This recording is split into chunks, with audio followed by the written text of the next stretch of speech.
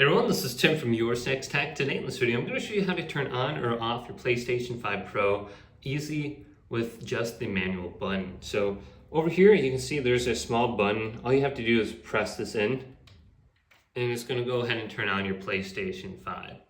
Now to turn it off, it's going to be a little bit different. If you just press this button once when the PlayStation is turned on, it's going to put it into rest mode, the low power mode, to install games and updates, etc. when you're away. Or if you hold that specific button down, you can completely turn it off. So you'll know it's in rest mode because the light is going to be on, it's going to be orange. If you completely hold this button down, it's going to turn it off. So let's hold this down now.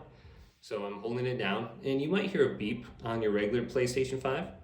But if you hold it down for about 8 seconds, you're going to hear a second beep, and we should hear it soon. And then it should shut down, and it'll say it on the screen. So you can see there's no light on anymore. Well, there's a white light because it's turning off, but this should completely go away now after maybe 5 to 10 blinks here, and it's completely turned off, and it's safe now to unplug from the wall outlet if you are going to be transporting your PlayStation 5.